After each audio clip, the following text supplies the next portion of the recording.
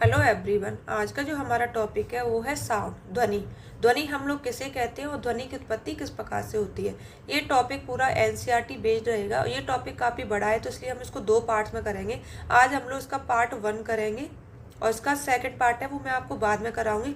ये टॉपिक है आपका यूपी टेट या आप सी टेट की तैयारी कर रहे हैं उनके लिए बहुत ही मोस्ट इंपॉर्टेंट टॉपिक है। इस टॉपिक से बहुत सारे क्वेश्चंस आपके एग्जाम में पूछे जाते हैं। और जो यूपी टेट और सी टेट के अंदर जो पेपर 2 होता है उसमें आपका साइंस सेक्शन होता है जिसमें 30 नंबर के क्वेश्चन पूछे जाते हैं। उसके अंदर इस टॉपिक से भी बहुत क्वेश्चन पूछे गए हैं। इस वीडियो में हम लोग जानेंगे कि ध्वनि की उत्पत्ति कैसे होती है और जो मानव का जो कंठ होता है उसकी जो कार्यविधि होती है वो किस प्रकार से कार्य करता है, हम इसको जानेंगे। ध्वनि के लिए किस किस माध्यम की आवश्यकता होती है और जो कंपन से जो ध्वनि उत्पन्न होती है वो मस्तक तक किस प्रकार से पहुंचती है और मस्तिष्क उस ध्वनि को किस प्रकार से आइडेंटिफाई करता है, उसके बारे में जानेंगे। ध्वनि के जो लक्षण हैं वो क्या क्या होते हैं और ध्वनि प्रदूषण क्या होता है और इसको किस प्रकार से रोका जा सकता है।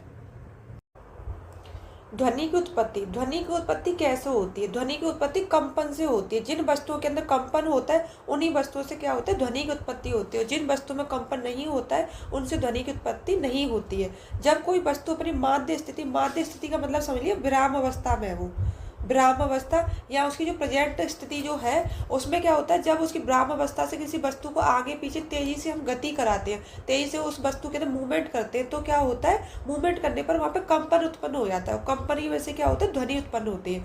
फॉर एग्जाम्पल आप समझ सकते हो, जैसे ये स्कूल की बेल है, अगर ये विराम अवस्था में तो इससे कोई ध्वनि उत्पन्न नहीं होगी। लेकिन क्या होता है, जब इस बेल में मूवमेंट कराया जाता है तेजी से, जब इसको घुमाया जाता है तो क्या होता है, इसमें कंपन पैदा हो जाते हैं। कंपन पैदा होने से क्या होता है, इससे ध्वनि उत्पन्न होती है। उसी प्रकार से आपका सेकंड एग्जांपल है, ये थाली और चम्मच है।